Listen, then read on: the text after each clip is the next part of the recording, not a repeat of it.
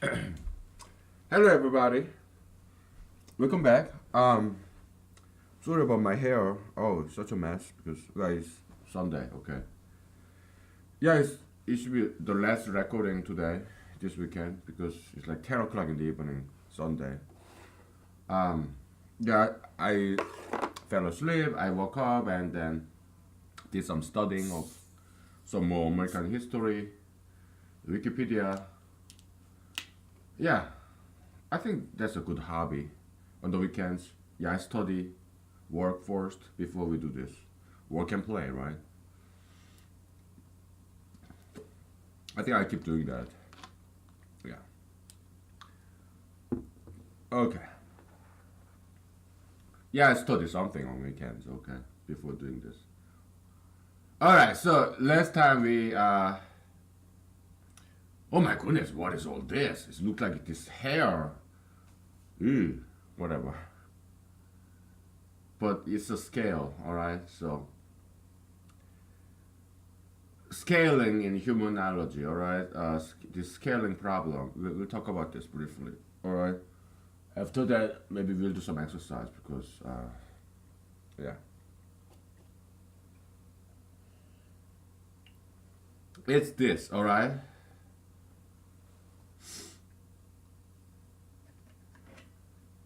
You see a same, let's say,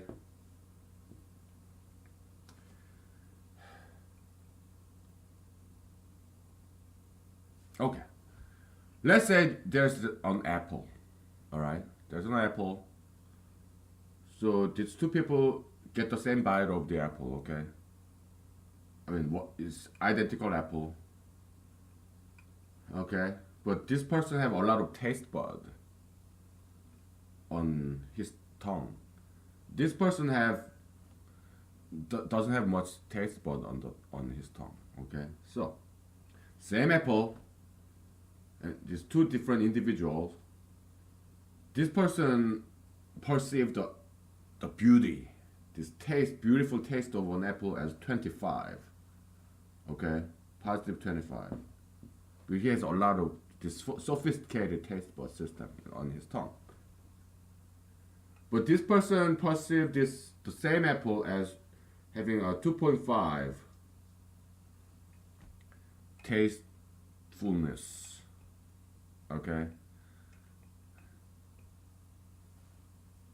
Because why? Why the difference? Because this person has more taste buds, right? More sophisticated, uh, this aesthetic sense to appreciate an apple. Okay, so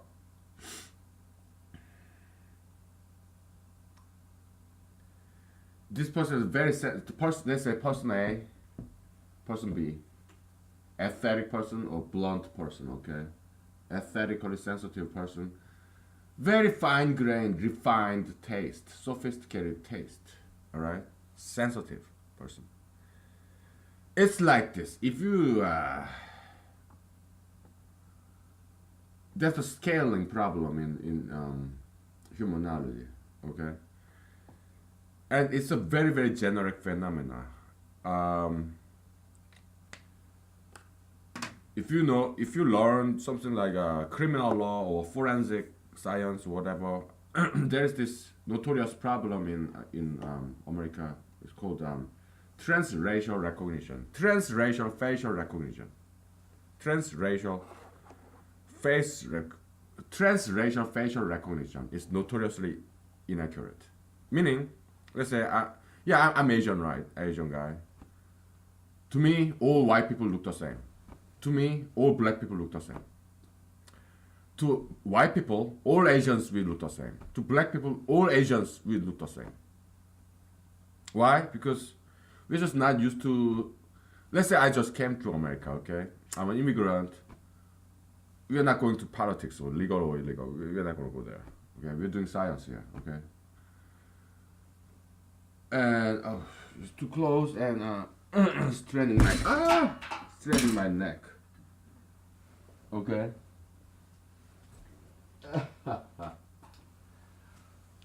Oh, you just screamed like a girl. Oh, you are such a transgender candidate. You are such a gay, closet homosexual, whatever.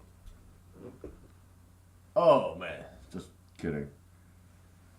So yeah, that's like it's like that. Okay, transracial facial recognition is notoriously inaccurate. Okay,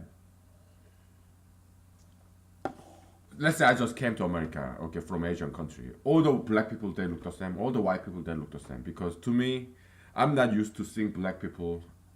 All my life I dealt with Asian people only. Okay, so to me, just person who just got came to America.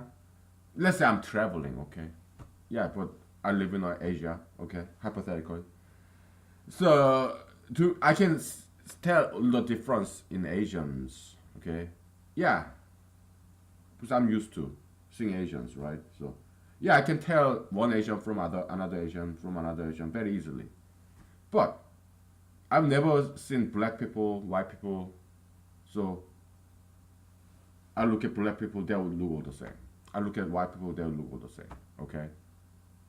So this to tell this small difference between those two black people or two white people, now I can because I grew up in South Korea for 20 years, almost. And I've been living in America for more than 20 years. I'm 40. So now I can see black people from another black person. I can tell the difference between a white person from another white person. Why? Because as I deal with more and more white people and black people, my perception gets this more fine grained. I used to be very blunt about it, so I couldn't tell any difference between this black person, that black person, this white person, that white person. But as I see more and more white people, more and more black people, yeah, now I can see the different types in white race and different types in black people. Now I can see the differences. It's called education, right? Or getting used to something. You learn about people, right? Yeah, having some more wrinkle on your brain kind of thing, right? You develop more sophistication, more fine grained perception. Okay. For example, you see that a lot of times in the soccer match in Olympics or whatnot. An Asian team, they are dealing with a team from Africa or from Europe. You know what? I cannot tell any difference between these soccer players, our opposing team, because they're all black or they're all white. So to me, they all look the same. So I cannot tell any difference in those soccer players in the opposing team. Yeah, it happens all the time. Okay, in the international sporting event. And also in criminal forensic cases, sometimes innocent black person go to jail. Why? Because let's say in this white neighborhood, okay, they never deal with black person before, so they cannot quite tell the difference between this black person and that black person. So, oh, that person black. So I know somebody who robbed me was black person, and to me, all the black person they look the same. So, yeah, this transracial identification, it is notoriously inaccurate. Okay, so innocent black person many times go to jail. Okay, sometimes, hopefully not many times. Okay, or innocent white person. Okay, whatever. So, okay, and also let's say you have never learned Greek or Russian, okay, foreign language. Or let's say you are learning Hindi for the very first time. At first, they all look the same, right? It's all Greek to me. All these Greek letters they all look the same. But as you learn more and more about Greek language or Hindi language, now you can tell difference between different alphabet in Hindi or in Greek, in Russian. yeah, you get more refined, so you can tell the difference from alpha and beta. But before that, oh, alpha, beta, they all look the same because you don't know any Greeks, right? Yeah. Okay.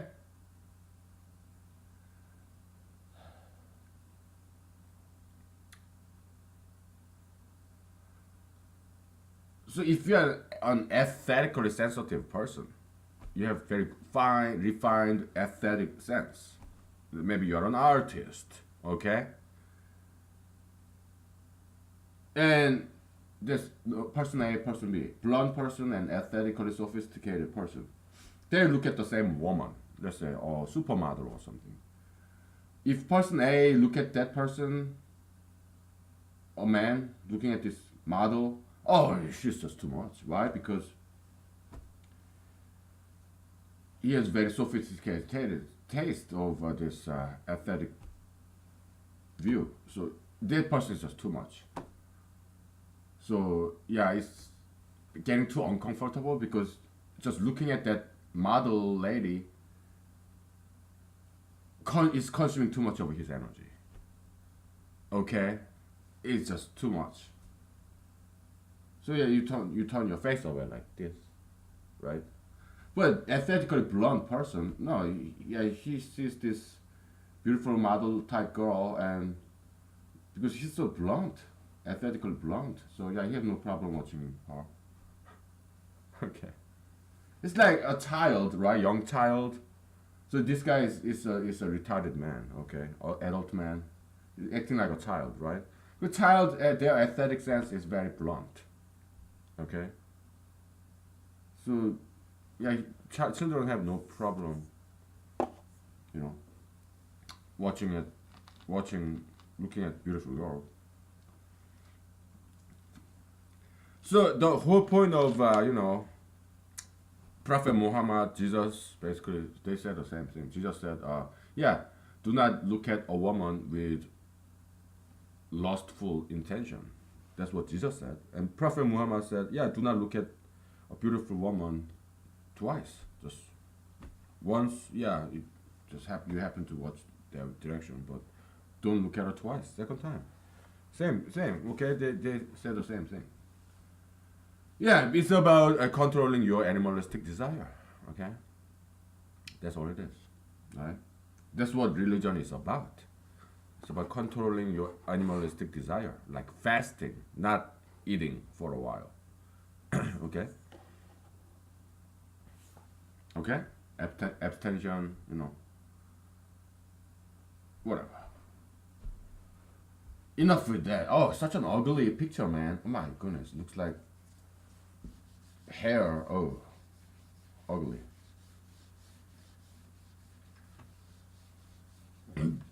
Excuse me. I'm sorry. Excuse me. Yeah, you know what? It's time to take a break. Okay, let's ventilate the air and let's take a break. Okay.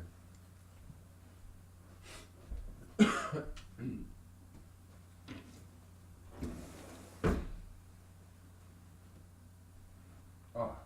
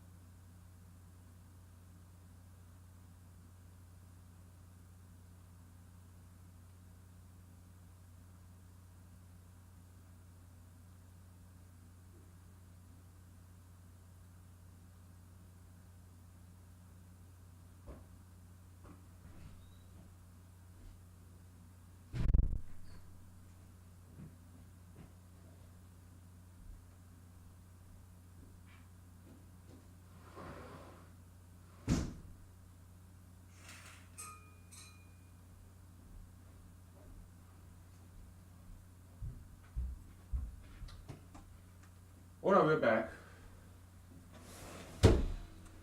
Yeah, let's do Gödel's incompleteness theorem, okay?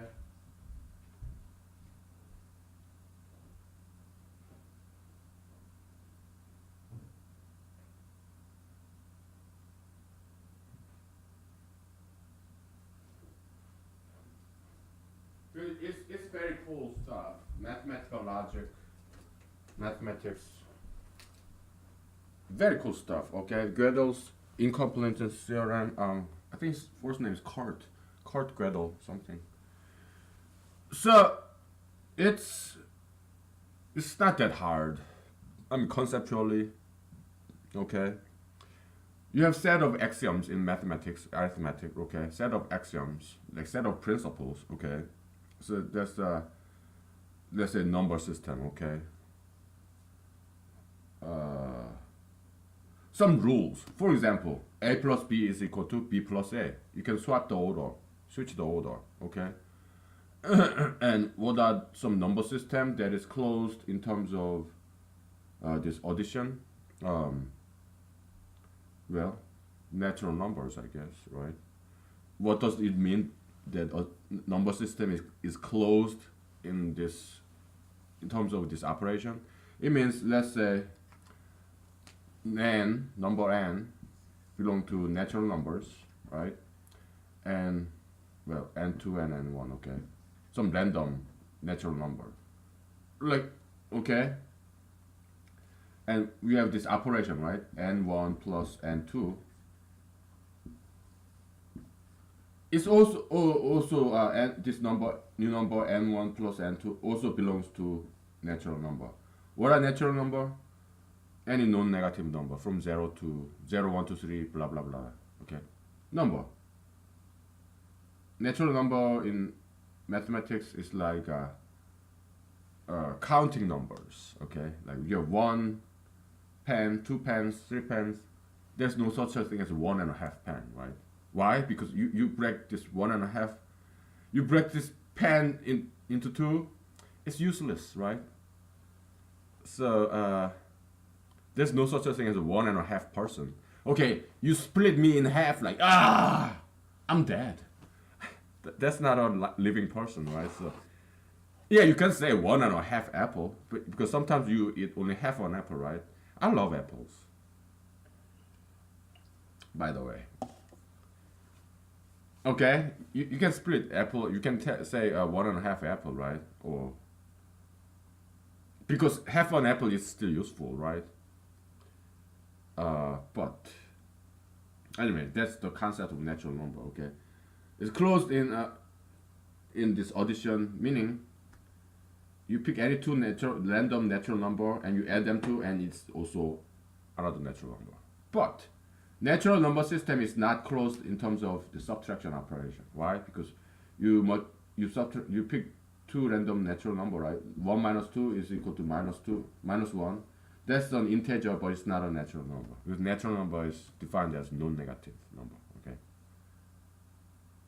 Okay, so it's group theory basically. Closed on operation, number of the set of numbers, number system. Okay, group theory. All right. And so what are some axioms in this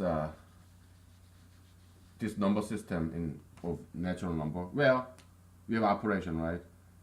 A plus b is equal to b plus a. Okay, it's the law of commutativeness, something like that. Commutative. Ordering doesn't matter, but some operation ordering matters, right? A minus b is not equal to b minus a, right? Okay. And then there's also associative law. A plus b plus c.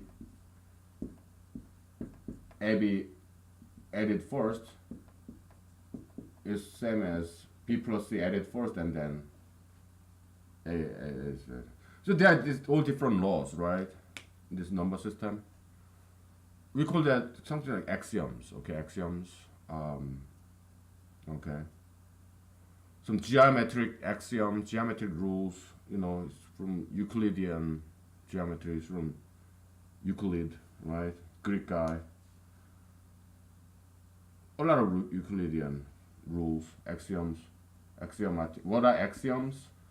The most fundamental rules, like constitution, okay, or the law of gravity, or the elementary laws, okay. In nature, in physics, there are only a handful of forces.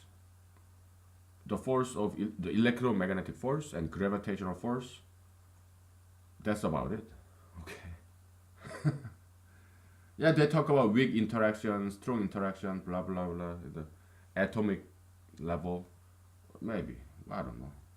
I don't know too much about those things. Okay. Yeah, just like there are only finite number of elements in the universe. Okay, like you have proton, you have electron, neutron. That's it. Okay. That's what this universe is made of. All different colors, right? We're RGB. That's it. Or RYB. All right. Those 3 colors or 4 colors is that's the elementary colors that all the other colors come from. Okay. So axioms are like that. Okay. They are finite set of rules that are very elementary. For example, in Euclidean geometry, yeah, there are 2 parallel lines. They never meet. 2 parallel infinite lines. They never meet. They're kind of very fundamental. They're still straight lines, right?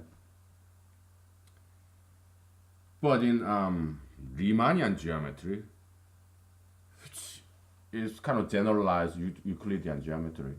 Let's say what is a straight line? Well, shortest is on the surface of this sphere, shortest distance between these 2 points. That's on the surface of this sphere. That's the definition of a straight line.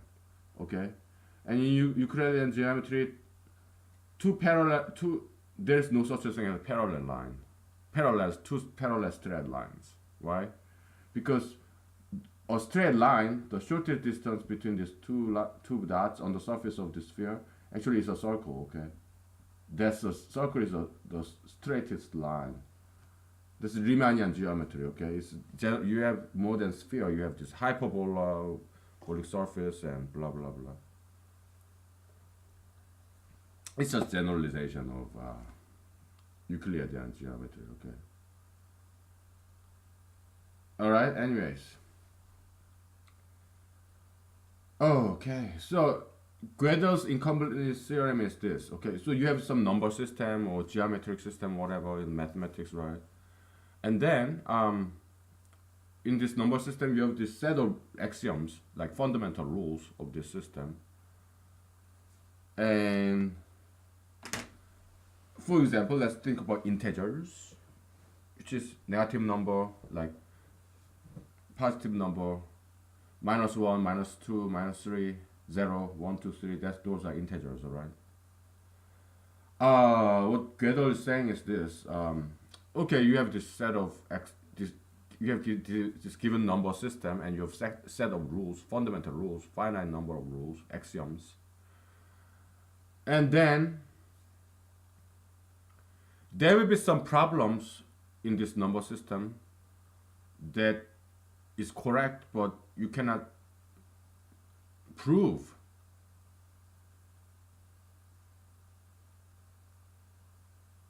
With this given number of axioms. Okay? There are some unprovable problems. That's what he that's in English, okay? There are some unsolvable problems. That's what this guy is saying, okay? Alright. It is a little bit depressing, okay? Or a little bit pessimistic statement.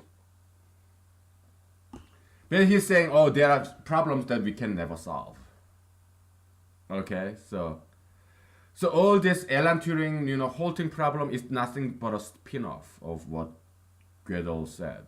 Okay, so Alan Turing, he didn't really contribute anything, so that's why it's okay to burn everything that Alan Turing have ever written, all his books, it's okay to burn it because it's not gonna damage us at all. Oscar Wilde, like this Maynard Keynes, I think that's his name. Yeah, they didn't really contribute anything to humanity. Okay, so it's okay to burn their books. Okay, because it's not gonna damage us in any way. All right, it's all garbage theory. It's all spin-off, nothing new. If it's something new, it's something bad. It's all garbages, right? Yeah. But don't book someone else's book. That's theft. That's illegal. That's crime. Okay. But if you happen to own any books by Alan Turing, okay, Keynes is annoying. It's bothering me now because I want to know what his first name is. Okay, because I don't want to misquote his name, although he's a garbage piece of fuck. But sorry. But I want to get his name right. Okay. Keynes.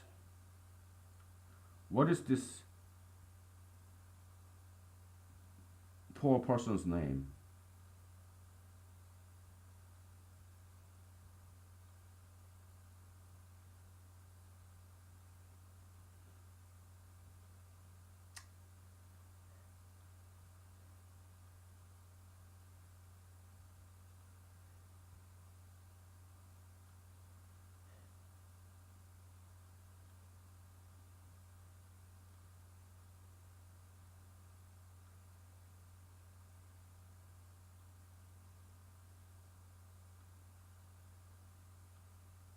John Maynard Keynes. Okay. John Keynes. John Maynard Keynes. Okay. Yeah, such a weird ass name, man. But yeah, he's all garbage. Okay, so disregard. But don't burn other people's books, okay? Because that's a crime, and we don't condone crimes here. You can trash your own books, but nobody else's. All right. Anyway, so yeah, I guess some book burning is legit. Okay. Anyway, um, yeah. So whole thing problem is all garbage. Okay, all this Alan Turing is all nothing but spin off from this Gödel's incompleteness theorem, and so Gödel's incompleteness theorem is saying, oh, there's some mathematical problems that you cannot quite solve. You cannot quite prove its correctness. We are being too abstract, right? So,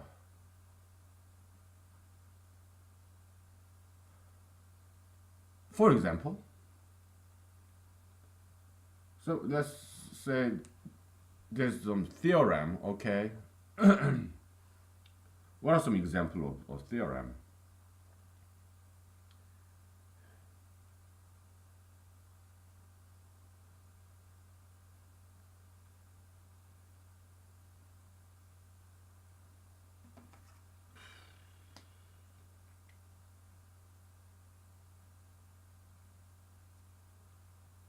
Some recent the, some theorem, mathematical theorem that look deceptively simple, but it has to took very long time to prove. It was this something like x to the n plus y to the n is z to the n, right? Uh,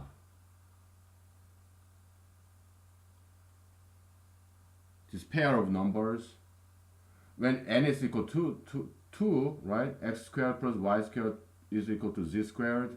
Well, it's the right triangle, right? You have the what? 3, 4, 5. 5 squared is equal to 3 squared plus 4 squared, right? So, but there's no such pair of integers in general when n is more than 3, something like that, okay? It's called the it used to be conjecture of who was that? Gosh, I used to know this. Okay,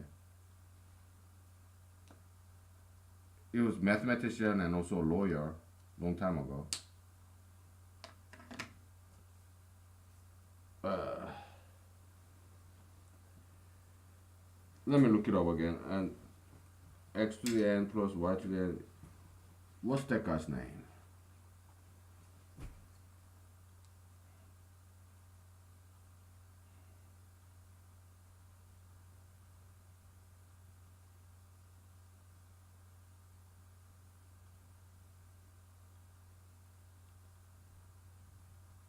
Fermat's last theorem. All right. Yeah, Fermat. What's his first name? I forgot. Is it Enrico or something? I don't know. Fermat. Yeah, it's French mathematician.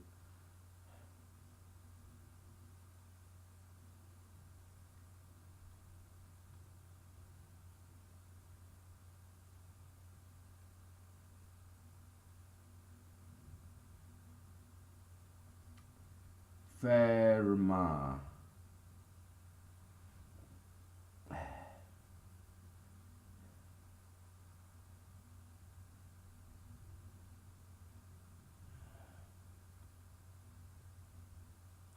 Pierre. Pierre de Fermat. All right.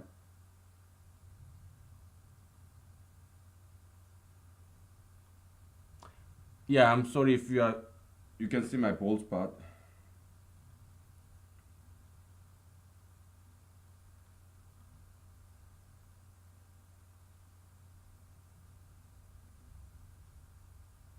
Yeah, so number theory, all right. So number theory typically deal with natural number or yeah, mostly natural numbers. Okay, you have this number theory is a branch in mathematics that deal with mostly natural numbers. Okay, and it can get very complex. Okay, although it's the simplest number system because they talk about this prime numbers and stuff, right? So it's a fascinating mathematical field, number theory. So Fermat's theorem is basically it used to be conjecture because it was not proven until a couple of decades ago. Okay, so x to the n plus y to the n if n equal 1 or 2, yeah, we have it says infinite number or at least many numbers that satisfy this equation. But if n is 3 or greater, then there's no solution. There's no such number that satisfies x to the third plus y to the third is equal to z to the third. There are no set of natural numbers that satisfy that. Okay. It took hundreds of years to prove that. Okay, because it's a correct theorem because it's proven, but and also it's number between natural numbers, right? It's very deceptively simple theorem or conjecture, but it had to mathematician had to wait for hundreds, several centuries to solve this simple problem, to prove this problem. Okay, Fermat's last theorem. All right, how do you spell Fermat? Fermat. It's French name. So French in French language they typically miss. They typically not pronounce the very last consonant. Okay, it's very common in French language. Okay, so Fermat, the last T is silent. All right. Fermat. Well, I don't know. Okay, so Pierre de Fermat, he took a guess. Yeah, there's no numbers that satisfy, no natural numbers that satisfy this equation when n is equal to 3 or more. All right. It's about numbers, natural numbers, but it turned out that natural number system you cannot quite prove this. It's this simple theorem. it takes a lot more than just this addition, subtraction, or multiplication, or power operation. It takes a lot more than that to prove this. It took some mathematics that I'm not familiar with like some elliptic theory, elliptical curve theory, whatever, right? And at the time of Pierre de Fermat, they didn't have that kind of mathematics, sophisticated mathematics. But a British mathematician finally proved it.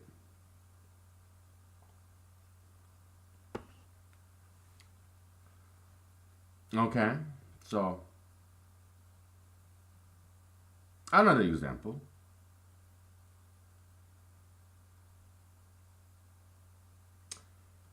In group theory, uh, actually, it was the motivation of creation of group theory. Okay, Abel group, Galois group, that kind of stuff. Abel and Galois, they both died young, probably in their 30s or 20s, and but they independently proved that a mathematical equation, fifth degree mathematical equation, x to the fifth plus bx to the fourth plus cx to the third plus dx to the second plus ex plus f is equal to 0, right? So that's fifth order equation. Fifth and more order, fifth, sixth, seventh, all this higher order equation, there is no mathematical formula to express this general solution of this. I mean, given this operation of multiplication or square root or logarithm or this power operation, yeah, this number exists, but they are not expressible given this basic algebraic operator like power, square root, logarithm, division, subtraction. Okay, so that's a theorem in mathematics that Galois and Abel independently proved, and they had to develop group theory to prove that. Okay. Well, one conjecture, one guess would be maybe they are expressible with our generalized addition. You remember we talked about that? You know, this like addition is plus is addition to the first, and multiplication is addition to the second, and the power operation is addition cube, and we have head operation and blah blah blah, right? Maybe they are expressible with those generalized algebraic operations. Who knows, right? It's possible. I don't know. Yeah, you can go ahead and explore that possibility, okay? I mean, probably you have no idea what I'm talking about if you don't know much mathematics, all right? But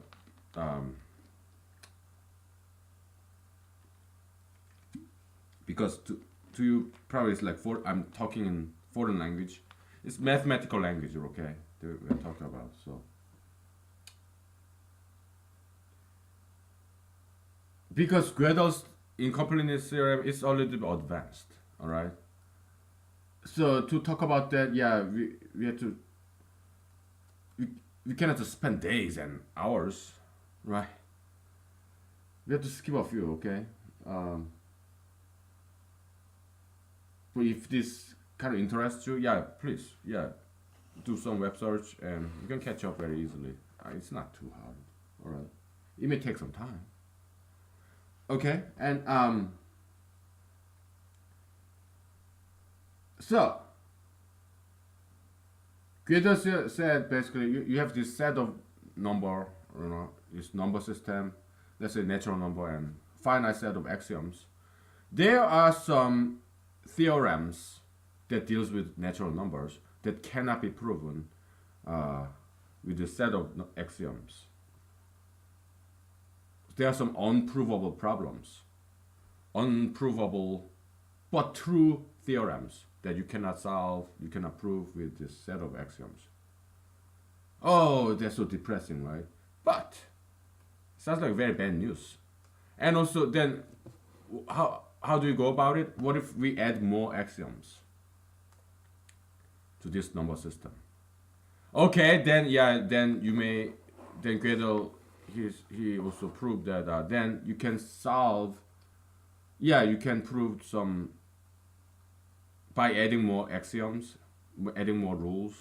Yeah, you can solve some previously unprovable theorems, correct theorems, but at the same time, because you introduced some unnecessary axioms, more fundamental rules to this system, now the system is kind of corrupt. So with this new set of added axioms, new set of rules, now this axiom system is now corrupt, so you will be proving incorrect theorems.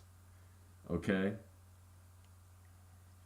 It's like you are introducing inconsistency to this set of numbers, this number system. Previously, the system was incomplete because you have set of axioms and there are some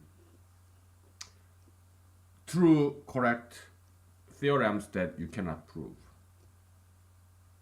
So okay, let's add more axioms then. Then now system is inconsistent, meaning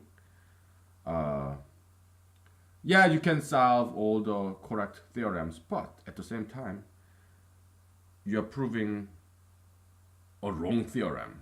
You're regarding wrong theorem as a correct theorem. Okay, that's called inconsistency. This is very, very cool theory, Gödel's incompleteness theorem. And then what's the solution? Oh, it's easy.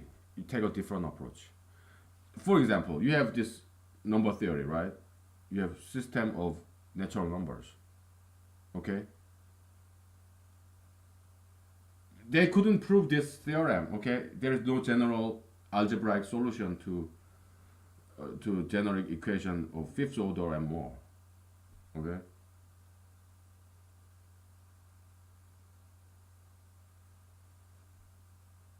They could not prove this.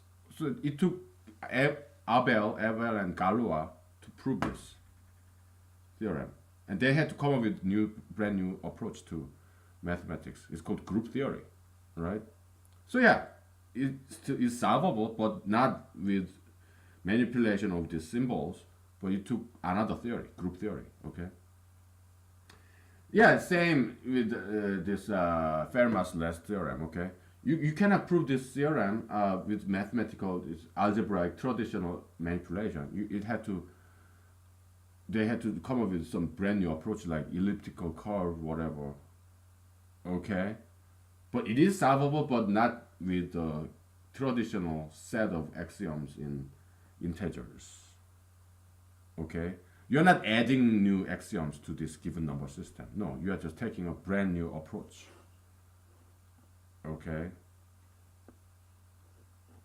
So yeah, Gödel's incompleteness theorem, it sounds so depressing and limiting and pessimistic, but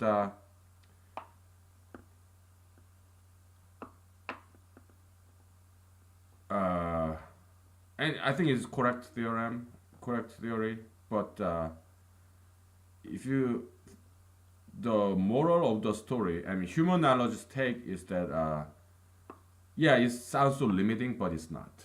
Why? Because all Gödel says is given this fixed set of axiom and this even given number system, yeah, you cannot. There are some problems you cannot prove with this given set of axioms. Then what's the solution? There is solution. Okay, take a different approach or expand the number system.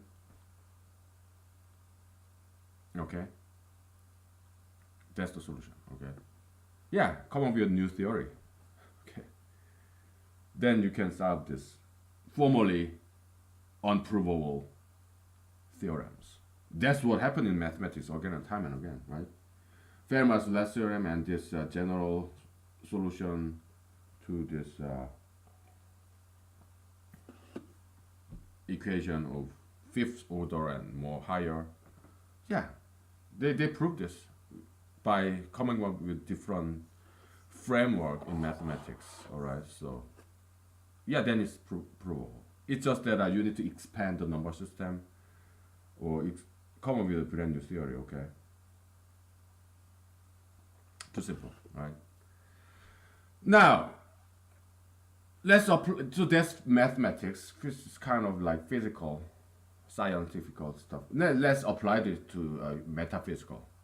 Okay, all we do here has some purpose. Okay, so mathematics is physics, biology. They are all more like physical stuff. We are we want to find some application in the metaphysical world. Okay, let's say you have this set number of rules. Let's say it's constitutions. Well, we have how many amendments do we have? 27 amendments, I guess, something like that, right? Set of fundamental rules. You cannot solve problem in society or by just keep adding more rules, more constitutional amendments. Why?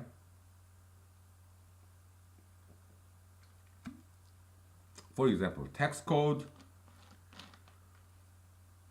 IRS, these tax laws are so complex because people always find a way to dodge the taxation. Okay, how do you do it? You just do the same thing, same tax evasion, but you call it a different name.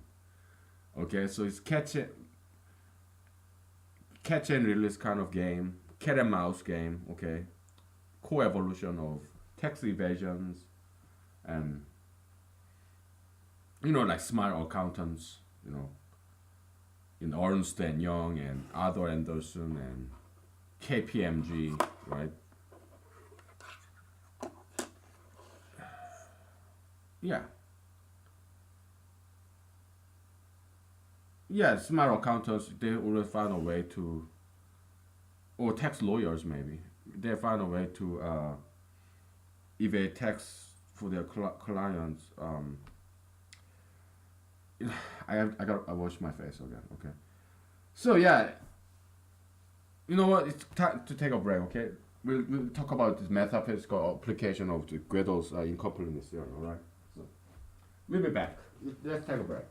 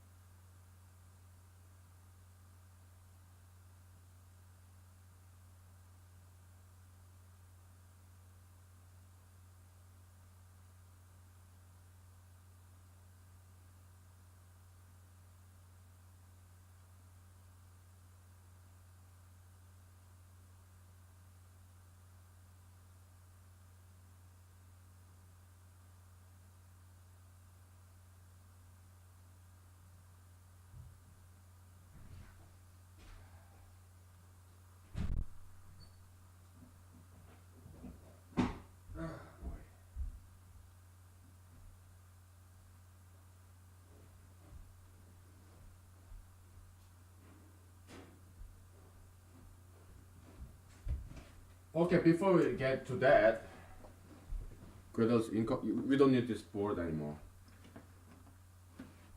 because I'm sitting on the left side of this computer. I have to turn my neck. I was sitting like this. I have to do like this. Oh, straining my neck. Oh, why don't I sit like this and look at you like this, the other way, so that give you some balance, I guess.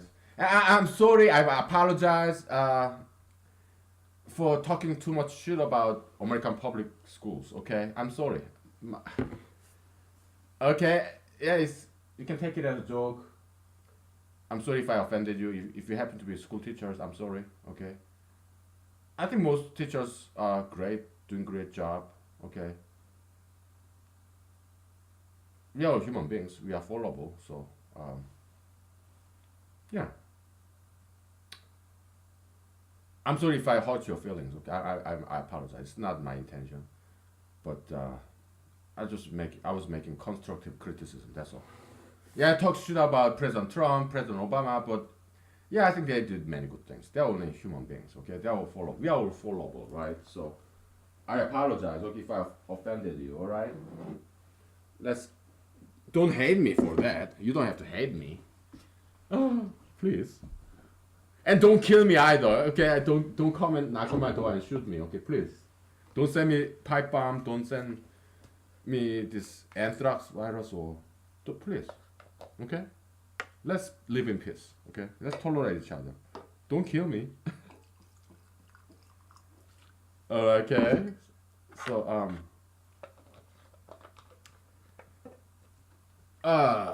okay. So apology.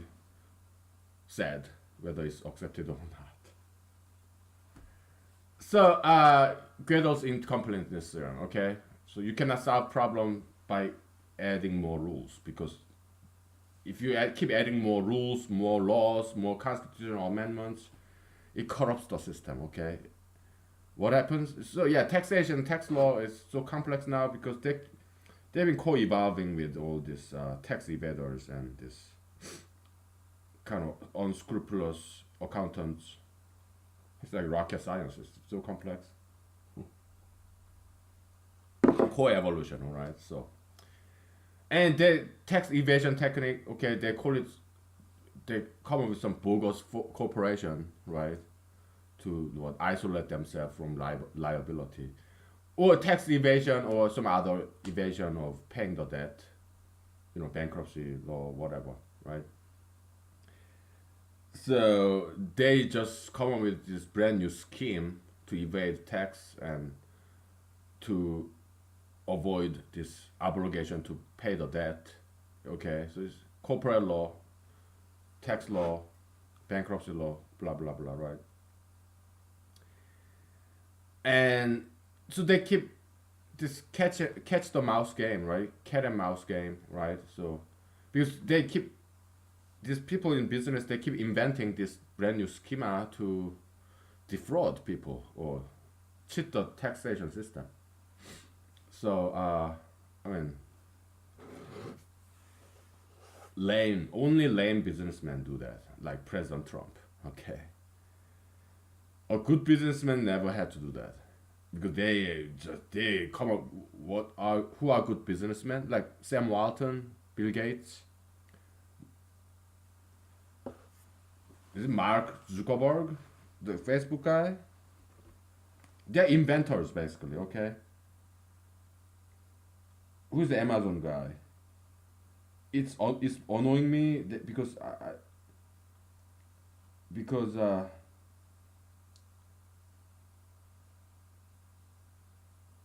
Jeff Bezos, that's Amazon. Is it Mark Zuckerberg, the Facebook guy?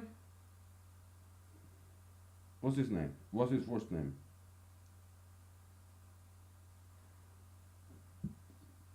Yes, Mark Zuckerberg. Okay. Sam Walton or Warren Buffett, right? They never have to focus on evading the tax. Why? Because they're good businessmen. Only the lame businessmen like President Trump, they focus on evading the tax, and because they are lame businessmen, they are not good businessmen at all. If you think President Trump is a business savvy kind of guy, you are gravely mistaken. No, he is a very bad businessman. Well, maybe mediocre at best. Okay, that's why he had to declare bankruptcy. That's why he had to focus so much on the tax evasion and all that stuff. I mean, probably everything that he ever did was legal, but he had to focus so much time on those things, bankruptcy and minimization of taxation, because he is not making very good money with what he did. Why? Because he's not a good real estate developer at all. No, he's not. Okay.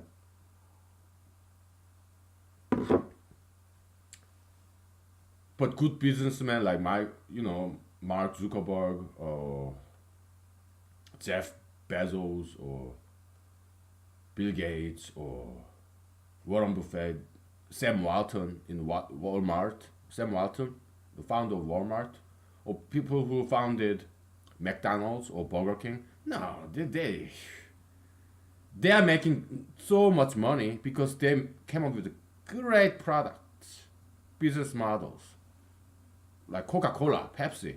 Okay, they don't have to cheat the system. They don't have to declare bankruptcy. No, well, car companies like Ford, whatnot, right? Inventors, okay, so entrepreneurs, right? They make such a great product, like Steve Jobs, Steve Wozniak, okay.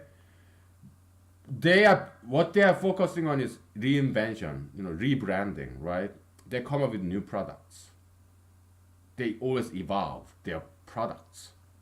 They don't focus on evolving in this brand new tax evasion, tax avoidance. They don't. That's not their focus. No, only lame businessmen have to do that because they are not making enough money. Okay.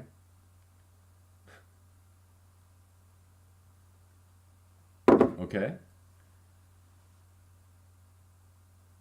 All right. So yeah, immorality. Again, it's this pattern of cat and mouse chase, right? Co-evolution between legal system and crimes, co-evolution between tax laws and tax evaders, co-evolution. Okay, it's like this. How can there be no antivirus? I mean, vaccine against common cold? It's because cold virus always evolve very fast. What is a virus? Virus is like a biological machinery. It's not quite a living cell. Virus can be frozen, and after unfroze, yeah, it come back to life. Okay, virus is a not exactly a cell, but kind of looks like a cell. It's smaller than a cell. Okay, very just piece of DNA or RNA, right? Single strand, and it has this protein coding protecting its RNA. That's virus, basically. It's something very, very, very fascinating. Very fascinating. Bacteriology, virology. Oh my goodness, it's beautiful. You look at in an electronic microscope, whatever, right? Or just optical microscope, and you look at the cell of a plant. Beautiful universe, microscopic world of cells, single cellular organism, or just cell of an onion or any plant. So beautiful. Oh my goodness, it blew my mind away. I took this botany class in college in Midwest, and I looked at these cells of some plants, a petal. It blew my mind away because it's so beautiful. Microscopic world of this microorganism, whatnot. Okay, that's so beautiful. Brand new universe. They're all around us, but they're so tiny. We have to use the microscope. Very beautiful, beautiful world. So yeah, virus. Okay. We have antibody in our system, right? Any living organism have some kind of antibody, right? Um, what is an antibody? Well, we have these white blood cells, right? And antibody is like this, okay?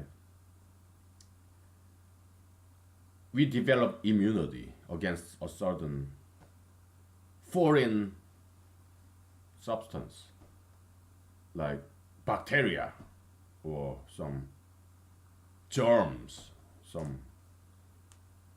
That's what vaccination is, okay? You have this dead bacteria, okay, and you inject it into your system with this vaccine, you know, and then our body learn about this dead cells of this bacteria, okay. So white blood cells, they are actually manufacturing these antibodies.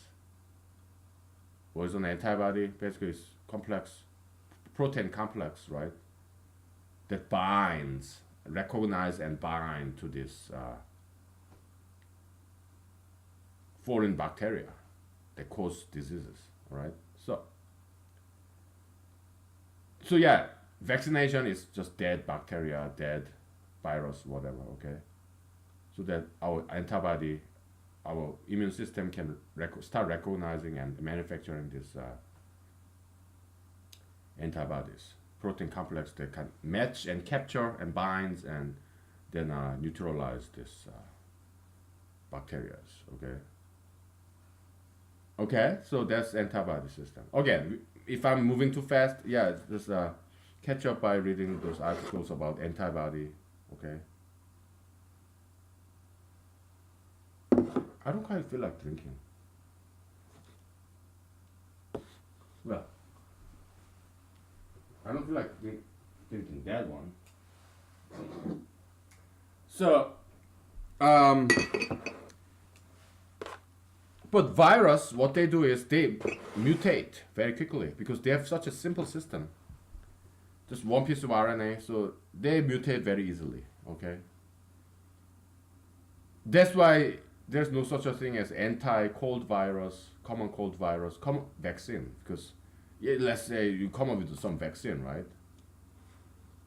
Then the virus, they just mutate again, so that this antivirus vaccine is now useless because this virus mutated, okay, changes shape. So it mutates so fast, our body, our immune system cannot keep up with that rapid change in the virus. Okay, so that's why there's no vaccine against AIDS virus or common cold virus, any viral stuff like herpes.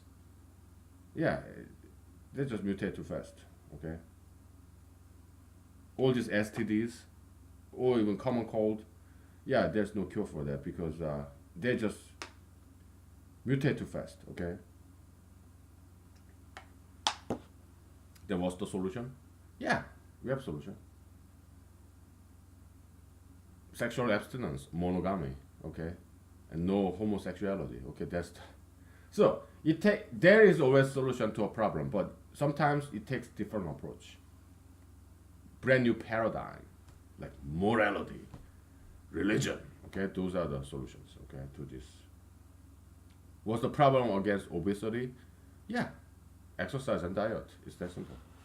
Paradigm shift, brand new approach. Okay, those are the solutions. Okay, just keep making new laws or try to tweak with the healthcare system. No, that's not gonna solve any problem. Okay, just like Gödel's incompleteness theorem, right? You cannot solve a problem by keep adding more axioms. Okay, you're gonna introduce more problems by adding more rules, adding more laws, adding more constitutional amendments. No, that's not gonna solve. It's temporary fix at best. Okay, what you need is a brand new approach, brand new paradigm. Okay, thinking. You need to think outside the box, so to speak. Okay, those are the solutions. Okay, so now we found some application of Gödel's incompleteness theorem. Why? Because that's what we do in humanology. Okay, we try to understand metaphysical phenomena based on physical phenomena like mathematics, physics, biology. Okay, because metaphysical stuff is invisible. It's not easy to understand. All these conceptual stuff, ideologies, they're not easy to solve because they're not easy to understand because they're invisible. It's all spiritual world, right? Spiritual universe. We call it metaphysical universe in humanology. Okay. Okay. So, yeah. Uh, Paradigm shift. All right. So,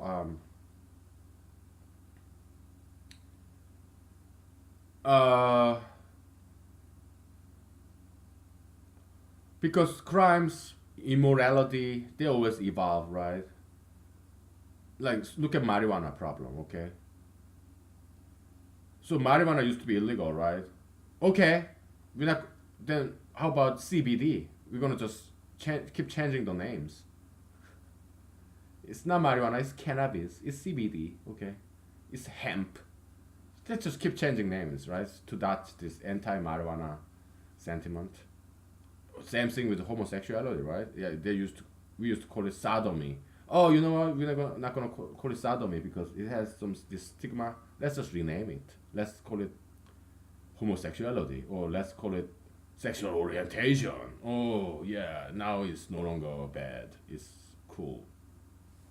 Let's call it gay marriage. Let's call it LGBT. Let's call it LGBTQ.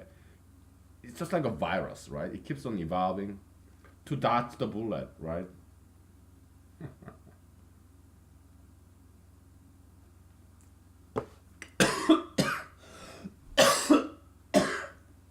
Or let's say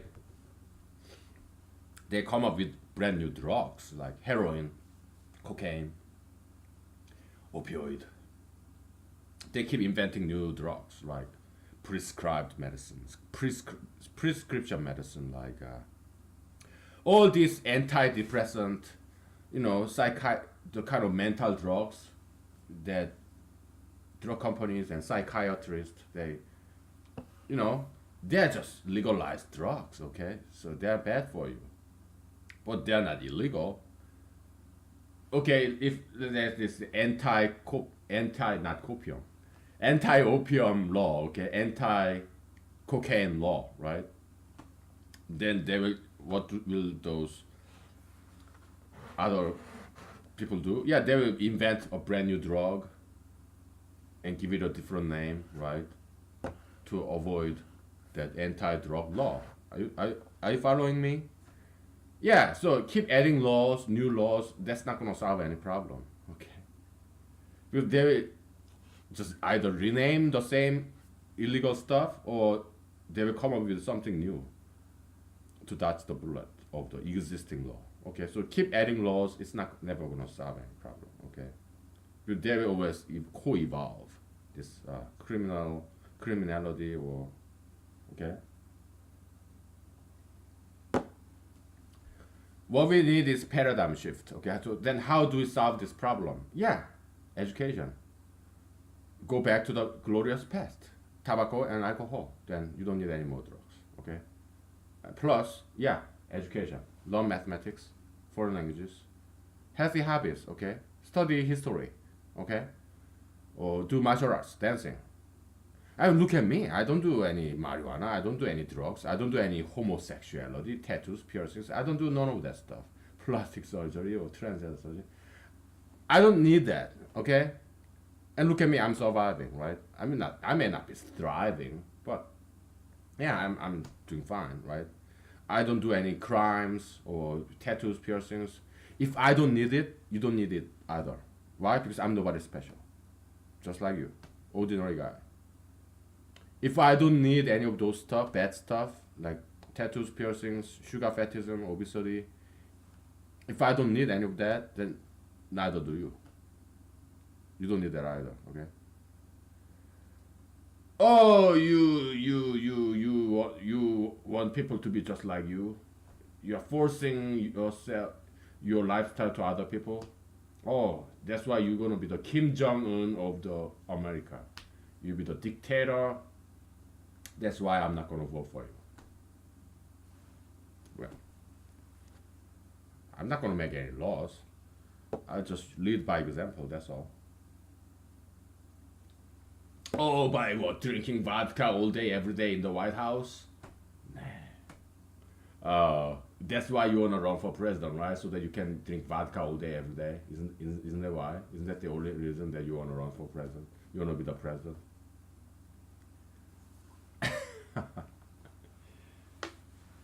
Sure. Yeah. That's the only reason I'm running for president, so that I can drink vodka all day, every day. Yes. Yes. That's the reason I'm running for president. Okay. That's not the only reason I want to be the president. Okay. So that nobody can talk shit about me when I'm drinking vodka all day, every day. Okay. Oh boy.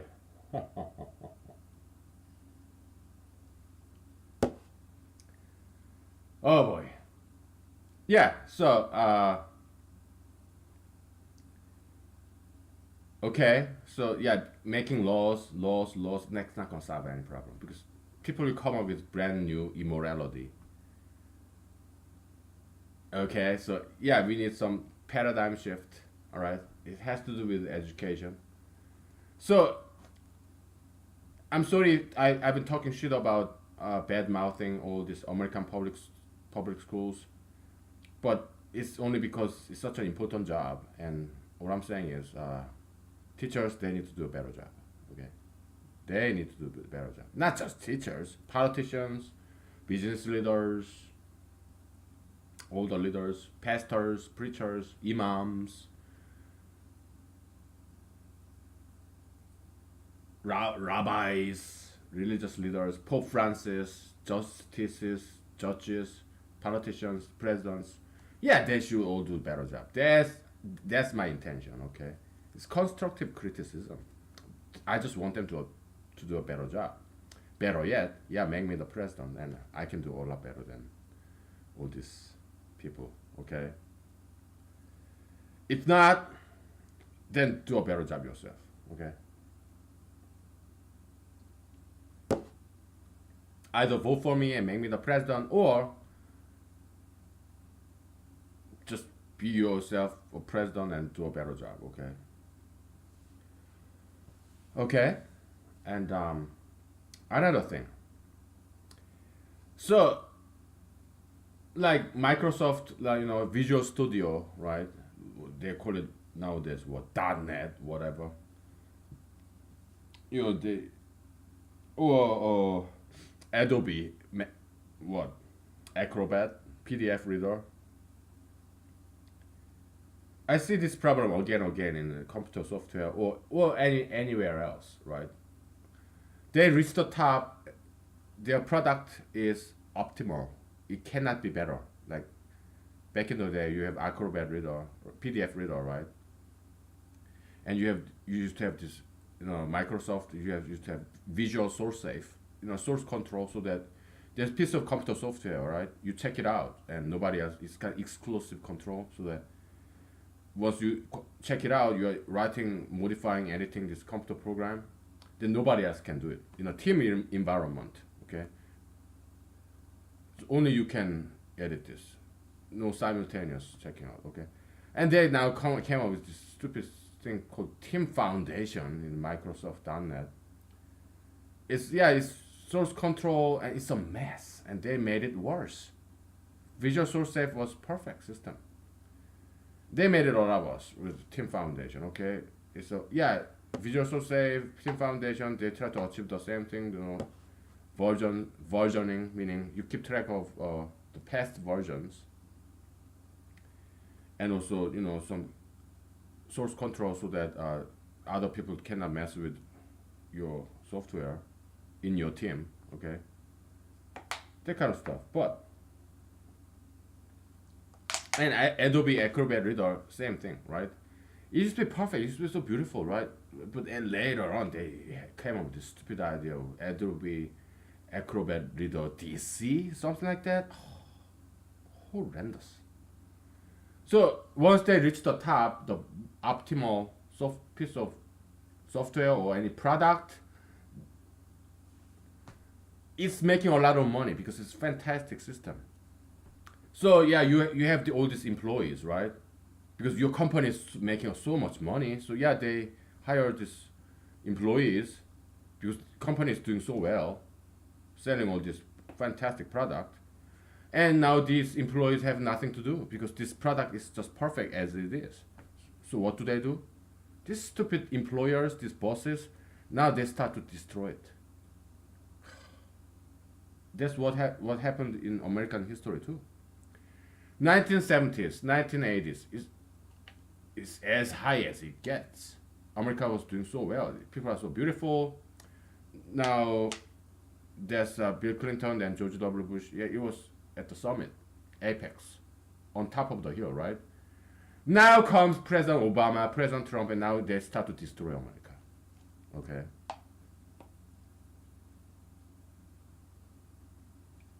With obesity, tattoo piercing, plastic surgery, marijuana, gay marriage, transgender bathroom, they start to destroy America. Okay.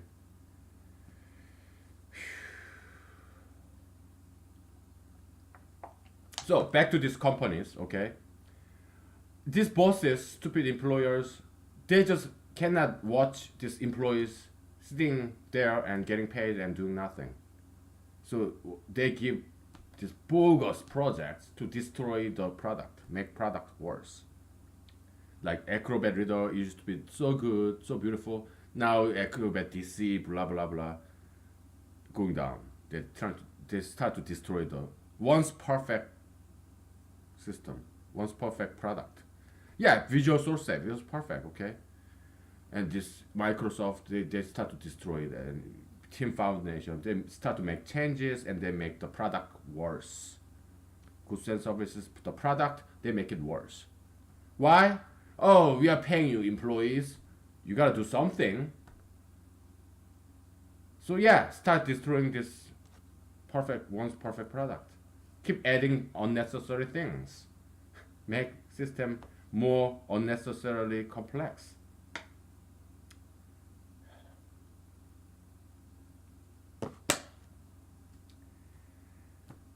Okay, it's wrong. Wrong way to run a business. Okay, if your system, your product is so perfect, okay, you're making a lot of money and you have employees, then lay them off. Lay the employees off. Or you want to keep your employees, then just let them do nothing. Don't mess with the already perfect system or optimal ideal product that your predecessors already built.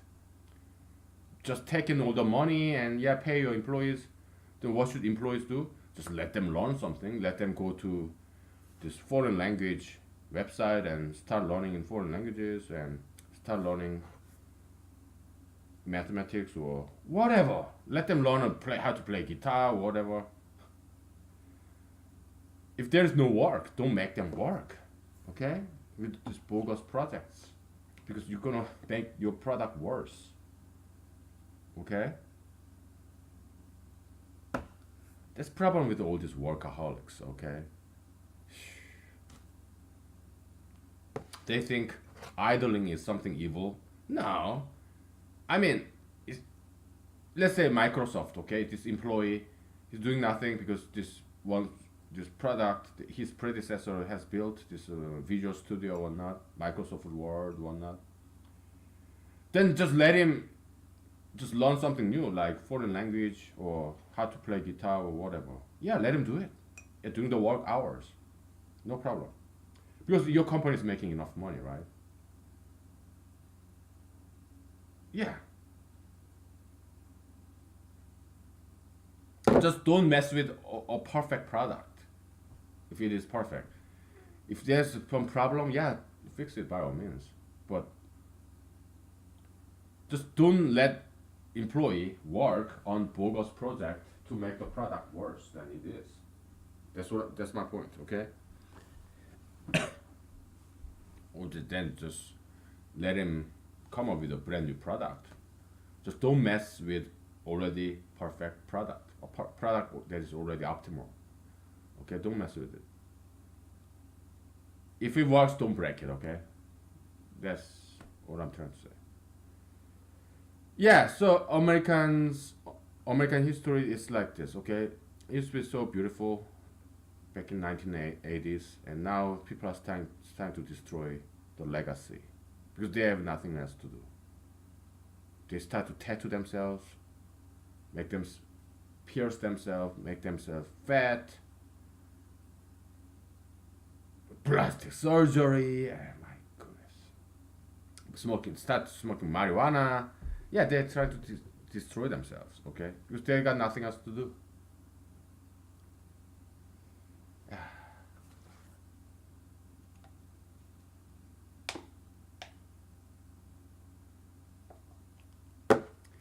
So that's why I'm running for president. Okay, because first of all, I know what is wrong and what is right.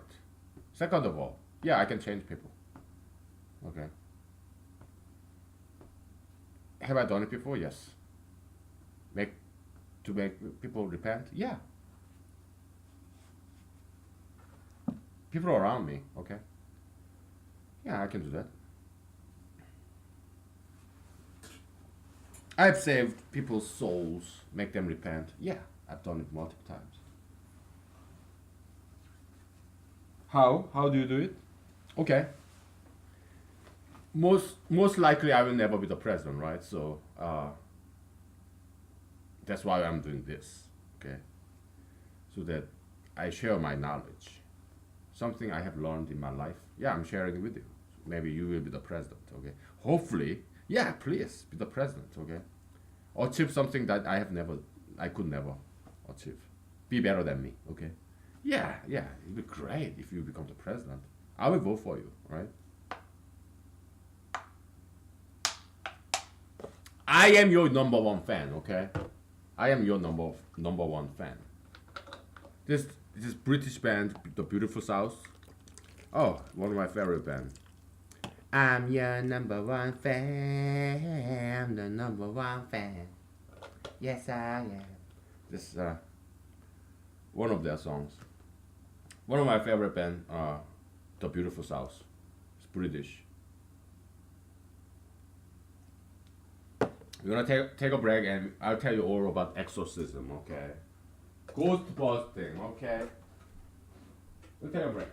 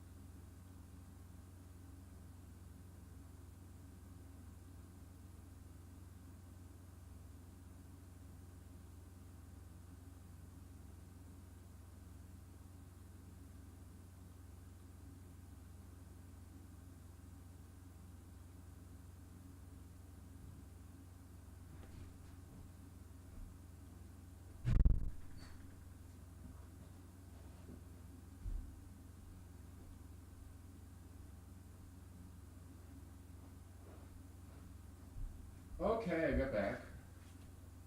It's kind of too hot, so I'm gonna lower the temperature in my heater. I'm not gonna quite turn it off, then it'll be too cold. So, anyways, okay. So exorcism. How do we exorcise? It's this. What? Okay. First, we need to define what a demon. Demon is ghost. Ghost busting, right? What's it? What's a demon? It's nothing but bad habit. Habit of bad behavior or bad anything is a bad copium action channel. Okay, bad habit like criminalism. Or it's this desire because you're now. It's just different way of saying the same thing. It's a bad habit, bad thought habit. You know, or immorality, right? Adultery or promiscuity, all that stuff. Bad habit, bad way of living. Okay. Okay, so something that is harmful to you and others, right? We are on the same ship. Okay, it's called the planet Earth. All right. So you first need to know what is right and what is wrong. Okay, what is right, what is wrong, well, what is harmful, what is beneficial. Okay, that's for example homosexuality. Is it right thing to do or wrong thing to do? To determine that, we need to know whether it's harmful or beneficial. Gay marriage, is it harmful or beneficial? Let's compare apple to apple, not apple to orange, okay? Because all these pro-gayists, they're possessed by. I'm not. Again, we don't in humanology we don't judge people, okay? Because we are very Jesusian. We love Jesus. We love his teachings. Yeah, we don't judge people. We are all sinners. We are ignorant, okay? It's human condition. We all make mistakes. So yeah, no problem. So pro-gayism, their argument is that, oh yeah, look at all these horrendous straight parents. Look at all these wonderful gay parents. So yeah, gay parenting is not bad at all because there are all sorts of horrendous straight parents, abusive kids, abusive parents. And gay parents, oh, they're fantastic. They're so nice. They're not never abusive. So you're not comparing apple to apple, okay? So such a stupid argument. To see the harm, whether harm analysis, whether gay parenting is harmful or beneficial, you need to compare apple to apple. Okay? Let's say the average straight parents or average gay parents. Let's compare that. Let's say good gay parents and good straight parents and good gay parents. Let's compare those apple to apple. On all other aspects, they make the same money, and we are comparing two parents, straight parents and gay parents. Okay, they make the same money. Both of them work. They went to a similar level of college education, and none of them are abusive. Okay, all right. Let's compare the two. Which one is better? You tell me.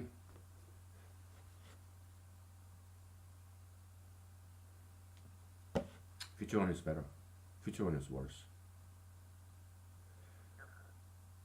Because I'm trying to exercise you. Probably you are pro-gayist, most likely, right? If you're watching this. Because I live in America. I'm speaking English now, so if you're watching this, probably you understand English. So most likely, if you're watching this, you are in Western world. You are not in Asia. Probably you know English because you are a Westerner. You live in the West. Okay? So probably you are pro-gayist, most likely. Why? Because sure majority of Westerners are pro-gayists. They approve gay marriage. Okay, so I'm trying to exorcise you because you're possessed by this devil of pro-gayism. You think there's nothing wrong with gay marriage. Most likely that's what you think, right? I'm trying to educate you, okay? Education, exorcism, same thing. It's just different words, different point of view, different way of looking at the same thing, okay? Elucidation, enlightenment, whatever, okay? So, um, yeah, compare apple to apple. Good straight parents and good gay parents, okay? They're not abusive and they're educated, disciplined, whatnot, right? I need you to think rationally. Get rid of all your sympathy, all your emotion, okay? Just open up your mind, okay? Isn't that what liberalism is about? Open to new ideas. Yeah, be liberal. Half of me is liberal. I'm not 100% conservative, no. Maybe 51% conservative, 49% liberal, okay? I'm very open to new ideas, okay? I love diversity. I love equality. Yeah, I'm all for it, okay? So,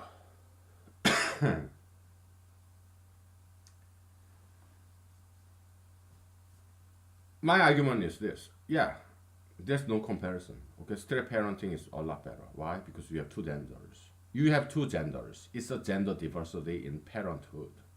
You're one man, one woman. That you now your child is experiencing because if you remember back when you were a child, yeah, you have one mother, one father, right? I mean, if your parents did not divorce, hopefully they didn't. Okay, stable family. Okay, so one mother, one father. You experience both mother and father. That's better than having just experienced two mothers or two fathers. Of course, that's better. One father, one mother. It's a lot better than having just two mothers or two fathers because as a child, you spend most of the time with your parents as you grow up. As a baby, as a young child, yeah, you spend most of the time with your father and your mother. Okay, that's optimal, right? Why? Because composition. We probably talked about this too many times. Okay, and I wrote about this too. So it's really unpleasant for me to repeat myself like this because it's to me it's too boring. But just because I love you and I love the world, let me tolerate this pain, okay, of repeating myself. I hate repeating myself like this. I wrote academic papers, I wrote books, I've been recording this and nobody's watching it, nobody's reading my books, nobody's studying my academic papers, so I have no other way but just keep repeating myself. I hate doing this. So as an outlet to get away from it all, yeah, sometimes we do computer programming, mathematics, and because we don't want to repeat ourselves, okay? So, but just because I love the world, I love these people, and nobody's listening, so I have no choice but repeating myself. So sad. Ah, boy. What did I get myself into, man? So this world is half women, half men. Okay, so as a child, your parents are the world. Okay, so you spend most of the time with your parents as a young child, right? So yeah, that's perfect reflection of the world gender composition. One father, one mother. It's like miniature of this world. Half man. How many people do we have in the world? I don't know, 10 billion. So 5 billion women and 5 billion men, right? So it's a perfect reflection of the world. One man, one father, one mother as a child, as you grow up. But if you have two mothers or two fathers, now it's skewed. Okay, so unbalanced gender diet, metaphysical diet. Like a child, he should have balanced diet, right? Vegetables and meat, plants and meat, carbs, yeah, plants, meat, protein and fat. Yeah, you need balanced diet, right? Animal based and plant based. Okay, animal and plant. Like vegetables, grains, rice, noodle, bread, seeds, plant based. Animal based, like dairy products like milk, meat. Okay, there should be the balance. Okay, yeah, fruits and vegetables, grains, rice, wheat, bread, and all animal based, right? Meat, protein. Okay, there should be balance, all right? And yeah, so man and woman, okay, it's a perfect balance. This parenting, optimal parenting. Because society, we should shoot for the moon, okay? We should be idealistic. We need to improve ourselves to be better and better, better society. Don't you have anything better to do than that? We should shoot for the moon, okay? Set our goal high because back in the school days, you take an exam, okay? So you have to shoot for the very best score, like 100%. You have mathematics exam or English exam, you should shoot for A plus. Then you may get A or B plus. But you should set the goal as high as it gets. Because you're not gonna get it all. If you shoot for 100% score, you may get like 95 or 93.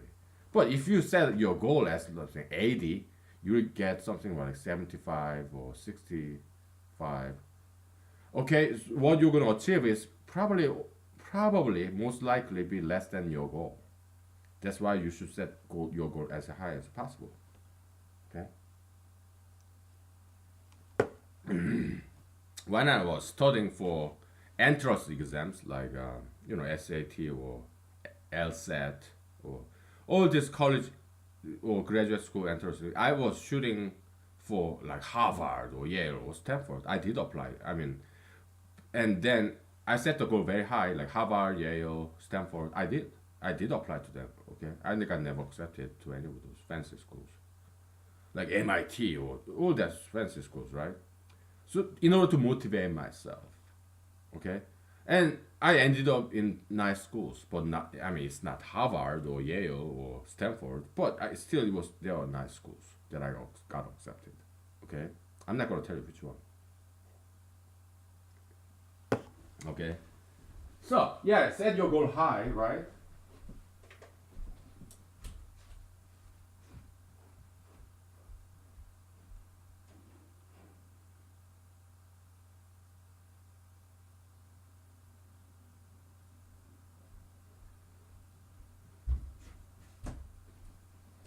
Okay. And my criticism about this contemporary America is that you give everything that your children demand. Bad parenting and bad schooling. Okay, to teachers, parents, sure, all of us, most of us. I mean, I'm not a teacher and I'm not a parent, but all of us, right? Political leaders, employers, pastors, preachers, imams, rabbis, bishops, popes, judges, justices, political leaders, business CEOs, and whatnot. They need to do a better job, okay?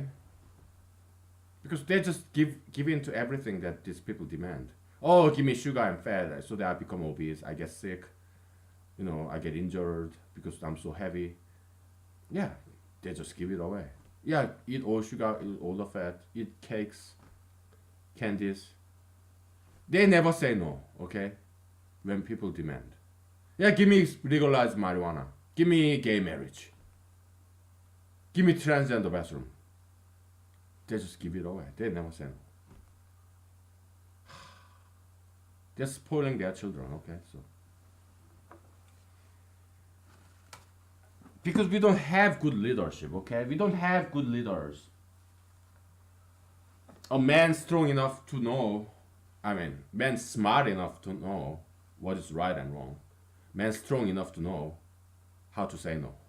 Okay, that's me. Okay, I'm just one example. So that's why I'm running for president. All right, because I don't have patience to just climb up the ladder, local politics, then what, state politics, then national politics. Then I don't have that kind of patience. I'm not gonna do it. It's either I become president in 2020 or nothing. Okay, it's all or none. I don't have that kind of patience, and I know enough to be the leader of this country. Okay, and of the world. But of course, I mean, whether you vote for me or not, that's your decision. You are like God. Okay, people, American voters, they are like my God. Okay, because they will decide what my fate will be. Okay, so it's up to you. Okay, so but at the same time, so you're God, American people. Okay, because you're gonna either vote for me or not vote for me. So it's up to you. You're my boss. But at the same time, uh, you're kind of captives of these devils. Okay, you're possessed by all these demons. Okay, so how do we exercise? All right. Well, first you need to get to them. Okay, so let's say there's this person who is possessed by all these devils. First you need to, first you need to know what is right and what is wrong, right? Meaning, what is Holy Spirit and what is unclean spirit? What is devil and what is Holy Spirit? You need to know what is right and what is wrong. Okay. And then, okay, let's say you know gay marriage is wrong.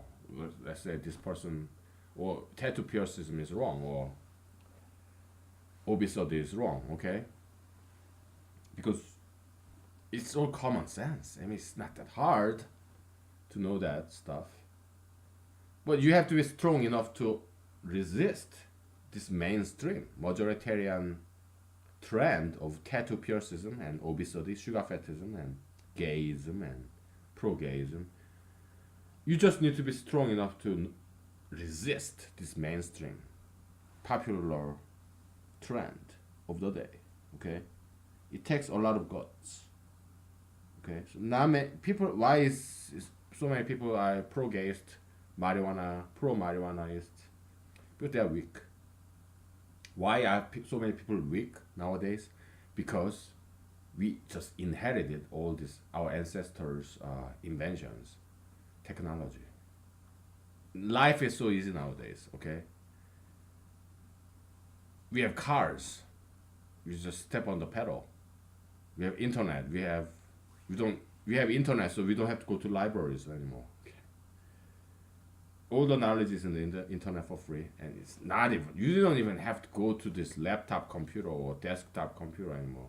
Cell phone have internet. Okay. Life is so easy. Okay, so our life has become so easy. That's why we are weak, because our technology, the technology that our ancestors invented, it spoiled us. Okay.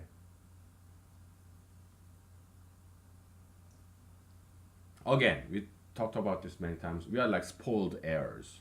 We inherited all these hardworking parents, technological inventions, so we are like spoiled heirs of rich and hardworking parents. We just got it handed out. We got it for free. We inherited it. Okay, so that's us. That's why we are weak. Okay, so because we are weak, we cannot tolerate any pain. Okay, so all this racism, oh, you are racist, all this racism cry. Okay, because they have such a low tolerance. It's just a joke. Oh, you are racist. It's racial slur. Oh, you have to. We demand you apology. Come on, it's just a joke. Why can't you just laugh it off or just tolerate it? Because you are too weak to tolerate anything. All right.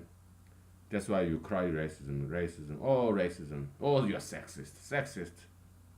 All these accusations. Because you cannot tolerate any kind of pain anymore. Okay. Oh, you have to be politically correct. politically correctness, blah blah blah blah. Because you're so intolerant. Okay, why? Because you're weak. Why? Because of all this technology that made our life so easy. You're weak because of this all these machines. Okay, everything is so easy. You know, you have remote control. You have this washing machine and vacuum machine, and you have internet, computer, cars, airplanes. Life has become so easy. That's why we have become so weak. So we cannot tolerate any pain. That's why we are so spoiled, and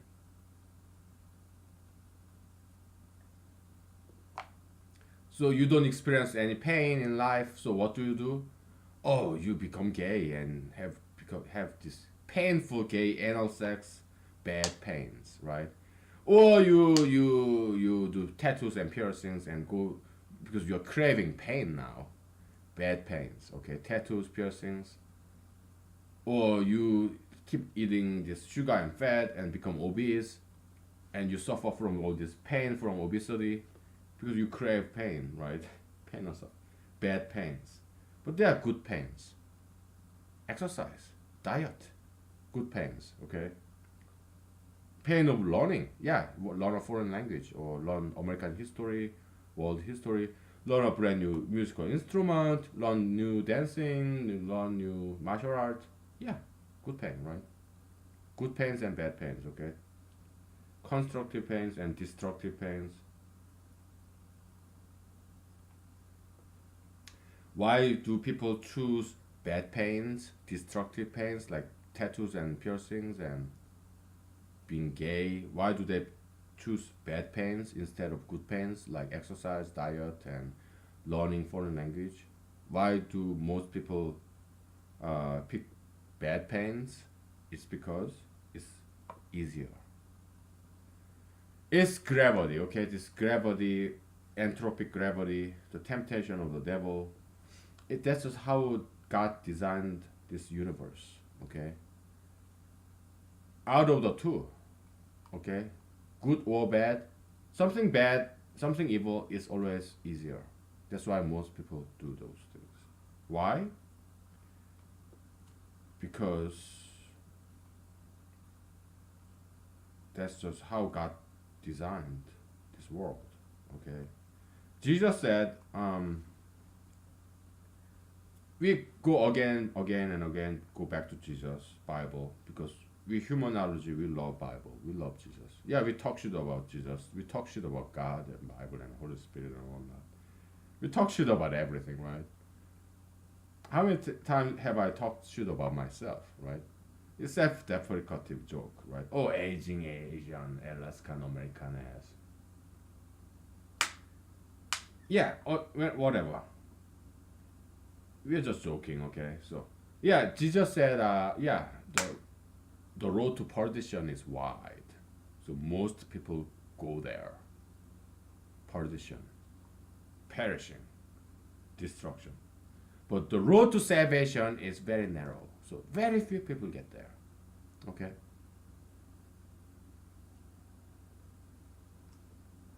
Ironically, yeah, very few people get into Harvard. Harvard is like what, paradise? I mean, I have some friends from Harvard who went to Harvard. Okay, they say, oh, it's horrible there. I mean, once you get in there, oh man, it's like hell. I have a few friends from West Point too, because I was in the army. Okay, so, yeah, some of my friends went to West Point. Oh, it's horrible there. Because once you get in there, yeah, it's like hell. They make you work, study, strong discipline. Yeah, so very few people go to Harvard, West Point, Stanford, Yale. Very few people, right?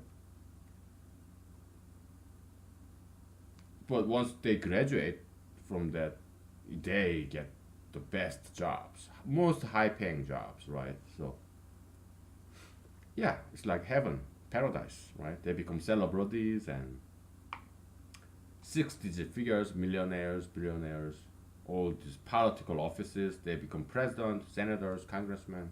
Yeah, It's like they're living in paradise, right? But how do you get there? You have to work very hard, right? Study hard, and because the class president, valedictorian, whatnot, in high school, and all this debate team, right? Oh, musical instrument, foreign language, blah blah blah, right? So yeah, road to salvation. It's one way to think about that, okay? So because I have talked shit about Harvard, Yale, all this elite West Point. So let's give them some credits, okay? Yeah, one way to look at it, okay? And my mission is this, because some of my past teachers, I went to good schools. I went to high school, middle school, elementary school in South Korea, and when I was in those Korean schools, I criticized Korean education system. But looking back, it was very good system. Okay, because they disciplined us very well. All right. American public education system, I don't know. I never went to American high school. Or I only watched them in the movies, like Breakfast Club or whatnot. But my criticism of American public education system is because they are spoiling kids. Okay. Oh, you wanna be gay? Yeah, go ahead and be gay. You wanna smoke marijuana? Go ahead, smoke marijuana. Vaping, marijuana pizza, marijuana cookie. Yeah, it's okay. You wanna be transgender? Yeah, go ahead, become transgender. It's like you wanna have teenage dating? Yeah, you wanna have sex? Yeah, go ahead and get pregnant and teenage dating and hold hands and have sex as a high schooler, middle schooler, and yeah, get pregnant and drop out of school or whatever. I don't care. You wanna eat sugar and fat? Yeah, go ahead and eat sugar and get obese, be fat. There's nothing wrong with that. So teachers in American public schools, they are not teaching. Okay, they're supporting their children. It's not just teachers, no, parents. Yeah, parents, American parents, spoiling their kids, not correcting their children. Okay, that to me is very sad, and I know it is hard to be a teacher, hard to be a parent. I do know why. I have never been a parent myself. I have no children. Okay, I don't want children. So yeah, I kind of know because I'm avoiding that all that shit because it's a very hard work. The reason I'm not having any children, I don't want to have any kids because it's too much work.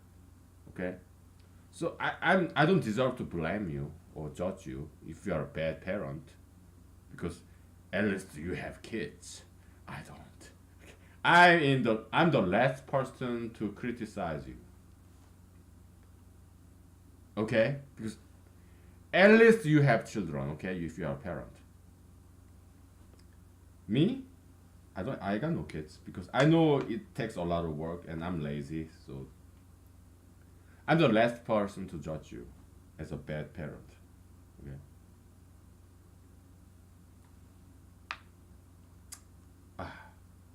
We'll take a break. Okay, we have 1 hour left. All right. And oh my, I keep losing my hair, man. Oh my goodness, what do I do? Should I start shaving my hair? Well, over my dead body, baby. I'm not gonna shave my hair. I'll start. I will just cover it up like this. Okay. Woo! Ta-da! Just kidding. We'll take a break. Okay.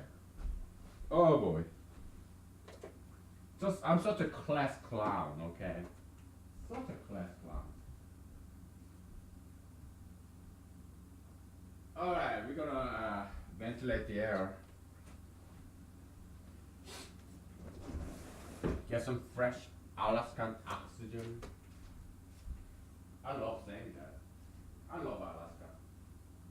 Alaska is awesome. I love Alaska. It's beautiful nature. So clean. Alaska is best.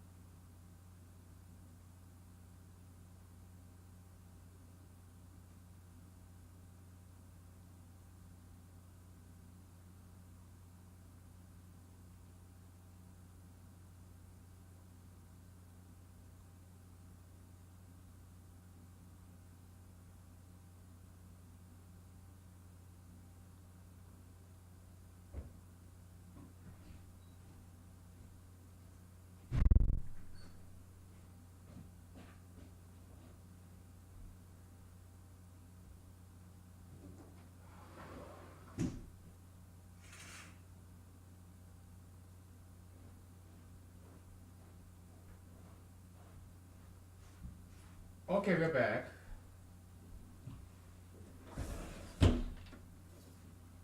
So yeah, we'll talk about exorcism, you know, in a little while. But yeah, my mission on Earth, the way I believe, is that humanology. Okay, because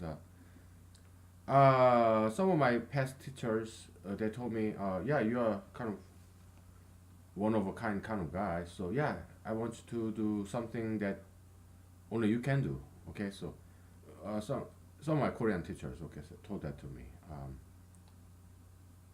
Yeah, I bet in America there are many good teachers too. Okay, so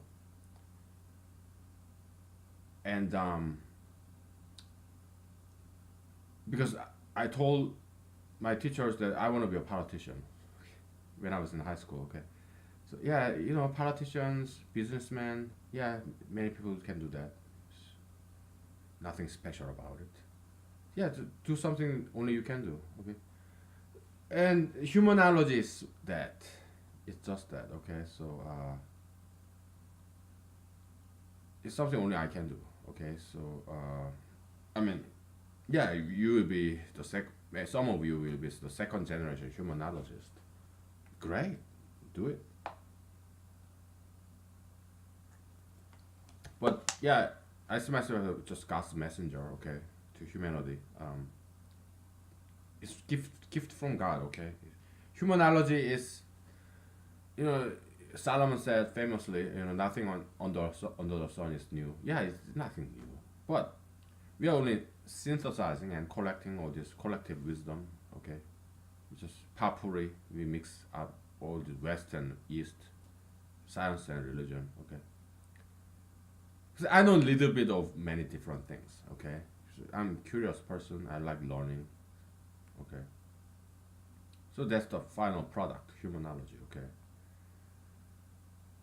to me that's my mission on Earth. I think that's my raison d'être, reason for being. Right, raison d'être is French. Okay, RAISON D apostrophe ETRE. I know some French. Okay,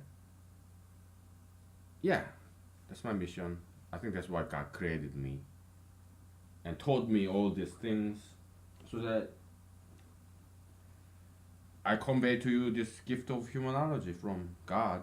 Okay, who taught me all this? Yeah, people. Okay, my teachers, my parents, friends, books, internet. Yeah, that's where my knowledge is from. Colleges, American graduate school, all that stuff. U.S. Army. I was in the army. Yeah, life experiences. Let's go back to exorcism. Okay, how do you make somebody a better person? Well, first of all, you need to get that person to like you. Okay, you see a person who is sinning. Jesus said, "Yeah, if your brother commits sins, correct him." That's what Jesus said. Okay, so yeah, so how do I correct that person who is committing a lot of sins? Well, first I need to be his friend. I need to gain his trust. I need to get him to like me. Otherwise, he's not gonna listen to a single word that I say. I need to gain his respect.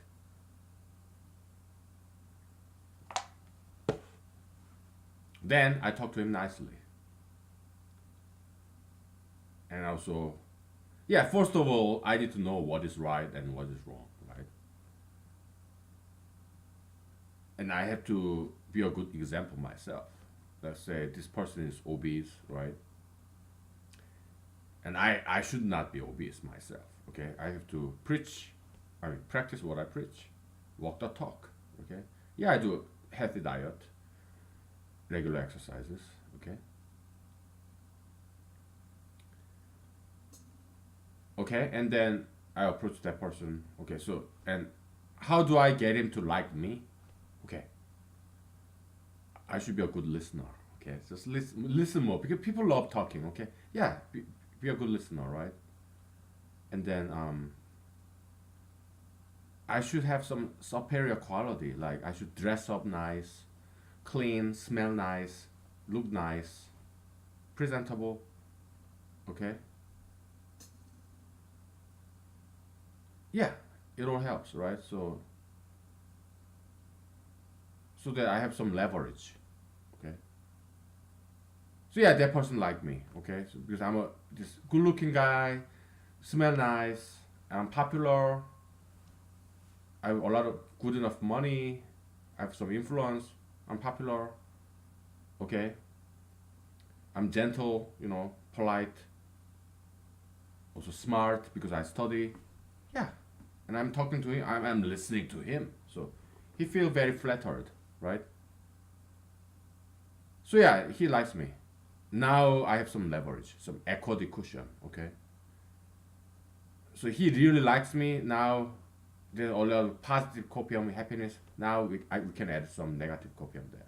Correction, discipline, okay, criticism. But it's constructive criticism. It's a good pain. Okay. No pain, no gain. There's no other way. So yeah, I start talking about, hey, I think it's, and talk to him very nicely, very respectful manner. You know what? I think I tell you a story, okay?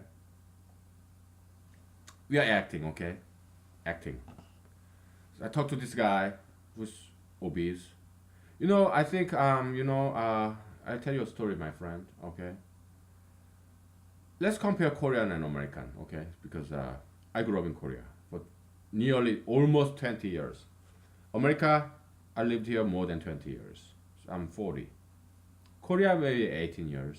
America over 10 to 2 years. So I have some different perspective on things because I live in two vastly different cultures. Okay? I know you're all, born and raised in America. You're all American. I'm not all American, okay? Half of me is very Korean, okay?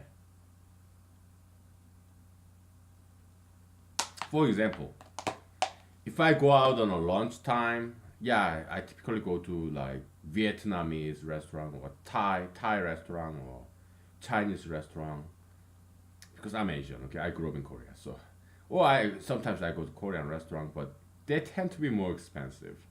I guess.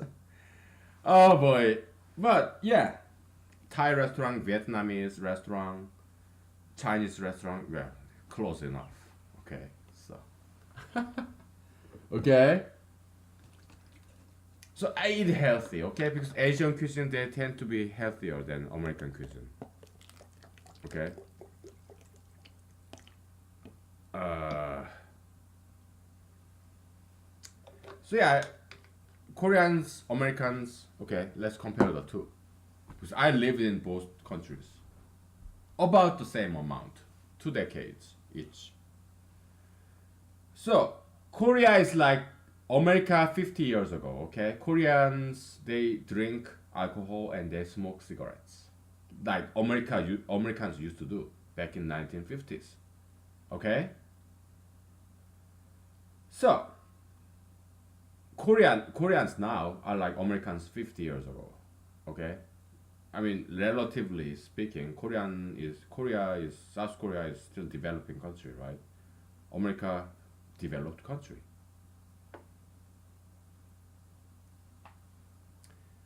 And Koreans now in 2018 they look like Americans in 1950s. They are slender, they are healthy, they are not obese. Americans in 1950s they were not obese people. No, most Americans in 1950s they are slender, they are fit people. No tattoos. In America 1950s, no tattoos, no piercings, no marijuana, no gay marriage, no tattoo piercings, no obesity. Okay, they were fit, beautiful people. 1950s America. That's how Koreans look right now today. Americans in 1950s, they used to drink alcohol like whiskey, bourbon, cognac, vodka, you name it. Okay, back in 1950s, 1960s, 1970s, black and white movies. Go watch black and white movies in American 60s, 1960s, 1970s. Half a century ago in America. Yeah, they smoke cigarettes. Okay. they were fit, healthier, more beautiful than Americans now. And so that's the time travel within America, okay? Let's do space travel in the given time, 2018. Let's go to Korea. Yeah, they smoke cigarettes, they drink alcohol, no tattoos, no piercings, no gay marriage, no marijuana. Korea, that's South Korea today. They Koreans, they are healthier, they live longer than Americans, and they are fitter, they are slenderer than Americans. Okay, they exercise and they eat healthy. Yeah, they smoke cigarettes, they drink alcohol, but they are a lot healthier than Americans now. Let's go back to time travel. Okay, America 1950s. Okay, they were healthier, they look more beautiful, they're fitter, slenderer. Yeah, but they did smoke cigarettes and drink alcohol. So what's the point? Smoking cigarettes in moderation and drinking alcohol in moderation, that's a lot better than eating all that sugar and fat and get obese. That's a lot worse. Okay, and all these tattoos, piercings, and gay marriage, transgender surgery, plastic surgery. America is destroying itself. Okay, so that's why I'm running for president. All right. Anyway, okay. So I'm kind of getting sleepy. I only ate once today. Okay. So I guess past midnight. I gotta go to work tomorrow or later today. It's past midnight on Sunday. Okay. Technically it's Monday morning. Okay. So I can't getting sleepy. I need to wake up in the morning and go to work. Okay. So how do you exercise?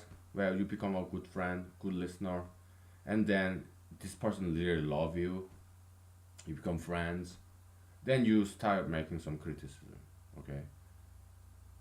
Because you have echo the cushion. Okay. You have good enough positive copy of happiness, good relationship, rapport built up. So now you can make some corrections. Okay. That's how you exercise. Exorcism. Okay. Because they will listen to you. Because you have listened to them enough. So they will want to listen to you. Okay? And they will crave for some kind of negative copy of pain. Because it's so sweet relationship. Okay, so throw some negative copy of correction, discipline. Okay? Because King Solomon said this. Okay? Yeah, are you all stressed out and you're full of anger? Yeah, pour it to young people. Young people just Solomon said in the book of Proverbs, I think, and young people, humanology's interpretation is this: it's people who are healthy. I mean, not healthy. People who are happy. Okay. You get children. Okay, they're always happy. Or they're always smiling. Also beautiful. So humanological metaphysical interpretation of that Solomon's teaching is this: we don't care about your physical age. You can be 65 or 5 or 15, doesn't matter. You're happy, okay, then you're full of positive copium, okay, like youth, positive copium. It has nothing to do with the physical age. He could be 65 or 55, 15, 25. If that person is so happy, yeah, it's time to neutralize that with some corrective action. Okay, discipline that person. Okay, yeah, make some positive, constructive correction, criticism, constructive criticism. Okay, you correct that person. Neutralize positive copium with negative copium. Okay, that's all it is. Okay, if somebody suffering full of negative copium, when then neutralize it with positive copium. You listen to them, okay? You encourage them. You console them, right? It's a plus minus, plus one, plus minus 1 equal to 0, minus 1 plus 1 is equal to 0. It's all about neutralization, okay? Balance. That's all what it's about. Okay? Alright, it's past midnight and I gotta go to work tomorrow. Because today, later today, it's past midnight. It's Monday morning technically, so and I'm kind of feeling sleepy, and so we'll call it a day. Okay? Merry Christmas, Merry Christmas. Thank you, bye.